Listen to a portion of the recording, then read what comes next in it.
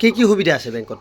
হয়, এইখন আমাৰ মোবাইল মোবাইলেশ্যন ইউনিট যিটো এইখনত আমাৰ savings account, RD account, fixed deposit আৰু আপোনাৰ বহুতখিনি আমাৰ লোনৰ ব্যৱস্থা আছে, যেনেকুৱা bike loan, group loan, KCC loan.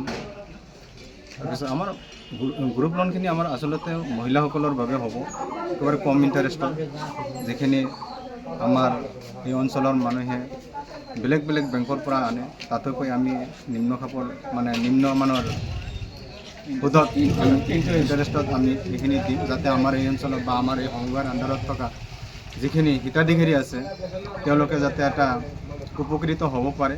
এইখিনি আশাৰে আজি আমাৰ এইখন ডিপ'জিট মোবাইলেশ্যন ইউনিটখন খোলা হৈছে। এইখিনি আমাৰ চৰকাৰৰ ফালৰ পৰা নিৰ্দেশ আছে আৰু সেই নিৰ্দেশ মৰ্মে আমি এইখিনি আমাৰ কাৰ্যকৰী কমিটিয়ে সিদ্ধান্ত মৰ্মে আমি এইখিনি প্ৰস্তাৱ গৃহীত কৰি আৰম্ভ কৰিম। লগতে ফিক্সড ডিপ'জিট কি সুবিধা আছে? ফিক্সড ডিপ'জিট কৰিলে আমাৰ ফিক্সড ডিপ'জিটখিনিত ইয়াৰলি আপোনাৰ 8% আমি ইয়াৰ পৰা ইণ্টাৰেষ্ট দিম আৰু 2 ইয়াৰৰ কাৰণে যদি ৰাখে 8.5% ইয়াত ইণ্টাৰেষ্ট দিম।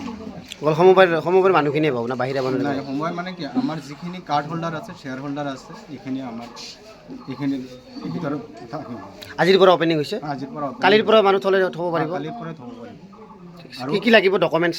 আধাৰ কাৰ্ড, পেন কাৰ্ড, ৰেচন কাৰ্ডৰ জেৰক্স কপি আৰু 3 কপিমান ফটো। ৰেচন কাৰ্ড নোহোৱা মানুহ পাছবুক খুলিব নোৱাৰিব? ৰেচন কাৰ্ড আচলতে নোহোৱাখিনি আমাৰ ইয়াত পাছবুক খুলিব নোৱাৰে, তেওঁৰ নিজৰ ফেমিলিৰ কোনোবাৰ লাগিবই, এইটো কম্পালচাৰী। আচ্ছা, ঠিক আছে। আজি কেনেকুৱা কি বেংকিং অপেন হৈছে আপোনালোকৰ? মই কওক। Deposit mobilisation bank unit bank Rangapani 1 number সমবায় সমিতিত আজি উদ্বোধন কৰা হ'ল। আমাৰ ৰাইজৰ বা অংশীদাৰসকলে মিলি আমি উদ্বোধন কৰিলোঁ। আশা কৰোঁ যাতে আমি এই বেংকখন জীয়াই ৰখাৰ কাৰণে প্ৰত্যেক অংশীদাৰ প্লাছ সমবায় সমিতিৰ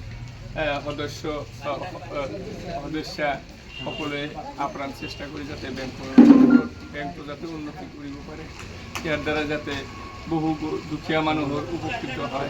কাৰণ আমাৰ ইয়াতে প্ৰত্যেকেই দুখীয়া মানুহ, কৃষিজীৱী মানুহ, তেওঁলোকৰ কৃষকৰ ওপৰতে ভৰসা।